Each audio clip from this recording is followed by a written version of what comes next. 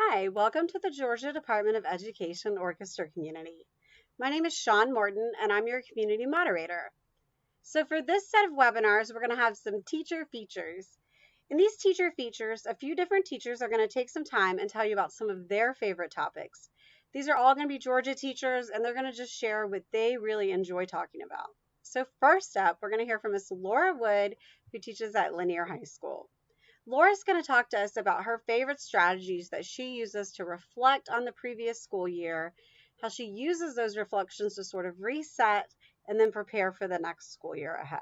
Here's some ideas, just for the end of the year, not just reflecting, but getting your students thinking ahead and reflecting and moving forward to resetting for the beginning of next school year.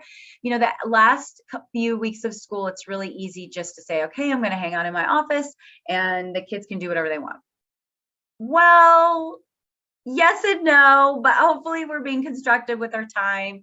And of course, I know when I taught middle school, I could not do that. Like, we needed to keep them focused and moving forward, and they needed to have something. But here's some ideas for you. Have a listening party. I've already put together some repertoire that I want to play next year. And so we are listening to those things. I'm getting student feedback on that for next year. They get really excited about it. Do some creative listening. Let the kids relax and set up some piece for them. We just did pictures at an exhibition and I set that piece up for them and we turned out the lights. The kids could sit wherever they wanted to in the room and they just listened. Maybe you want to be a little bit more constructive with that and have them write some thoughts down, or you want to have them draw whatever they hear.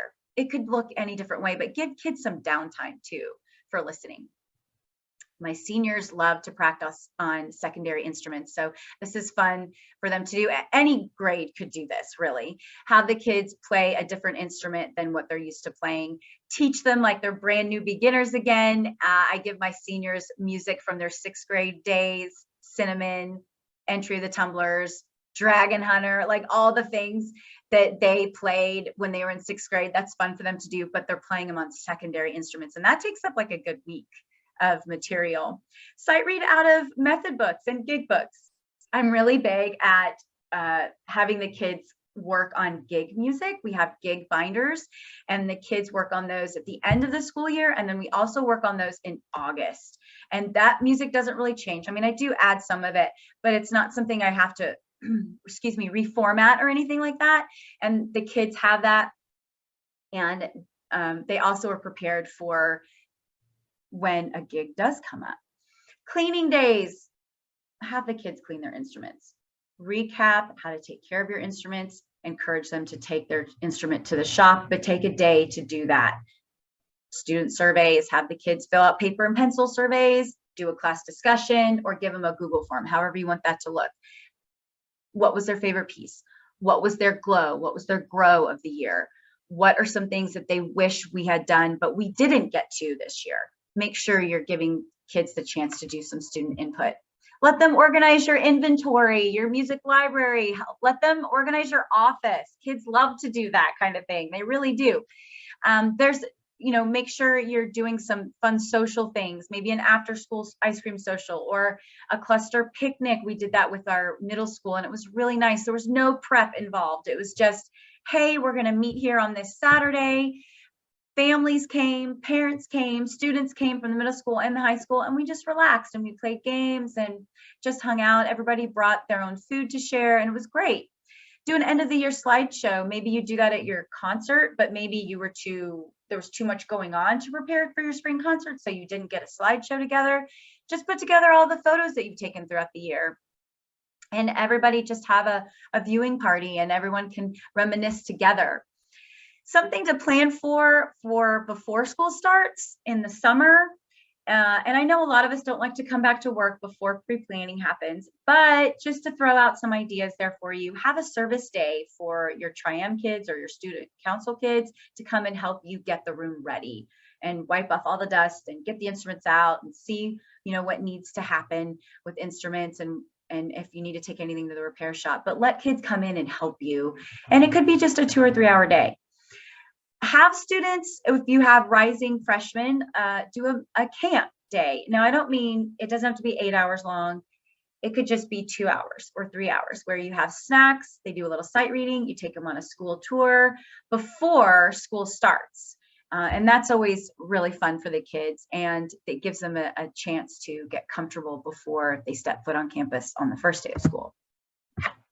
Think about next year, what you want the beginning of school to look like, and do as much planning now, even though we're a little tired, but do as much planning now for next year. So during pre-planning, you have a little bit of breathing room when your admin and your department are requiring things of you.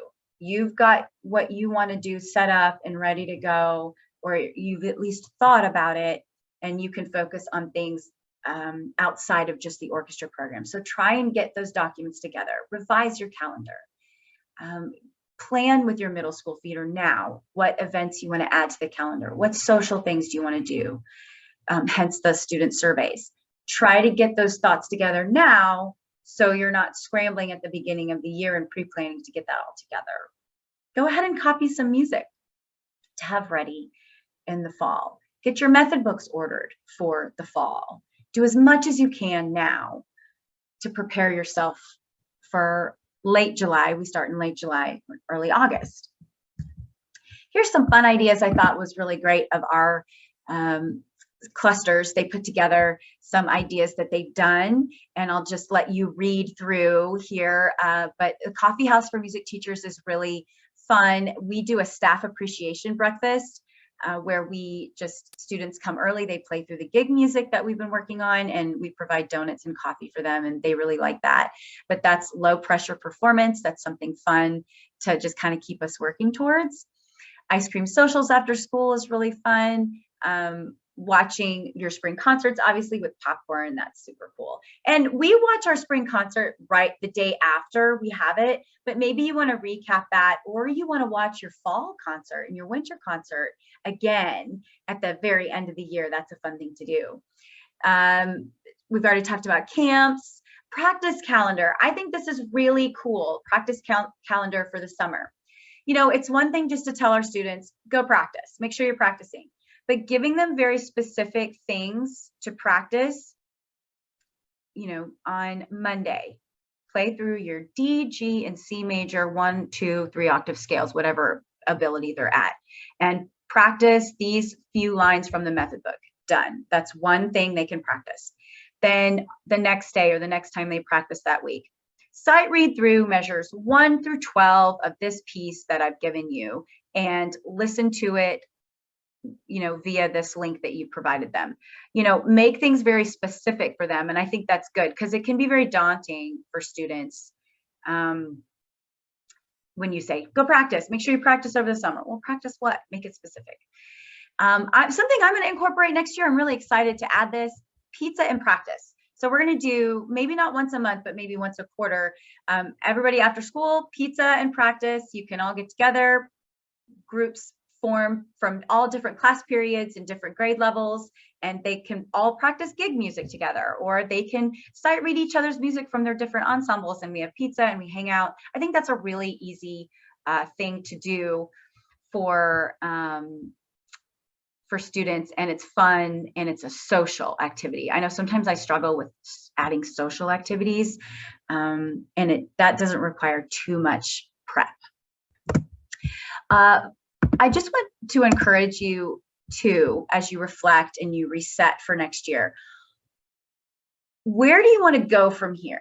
We shouldn't ever just be floating. That's survival mode, right? We don't want to stay in survival mode. We want to keep moving forward. So maybe you need to go in a different direction, and that's okay. Maybe you need to go in a different direction from your department or from other orchestra teachers in your district. That's okay. You don't have to do what everybody else is doing. If something isn't working for you, change, just pivot a little bit, right? And that's okay. Be comfortable being uncomfortable, if you will, and trying something different. What do you need to clear off your plate that really doesn't need to be there? And what do students and parents need cleared off their calendar that really doesn't need to happen? Hopefully we learned from the pandemic that simplifying and not being constantly busy is a good thing. So think about as we had these really busy moments this school year, what could you tweak and consolidate to make next year maybe just a little bit smoother, maybe a little less harried? Okay. I hope that you take this time to celebrate what you've done, keep the kids moving forward, take advantage of what sponges they are right now, sight read with them as much as possible, keep them playing as much as possible, but also don't take anything too seriously right now. Like, let the kids relax a little bit, give yourself a chance to relax a little bit as you plan and move forward. Thank you. I wish you a great end of the school year and a really restful summer.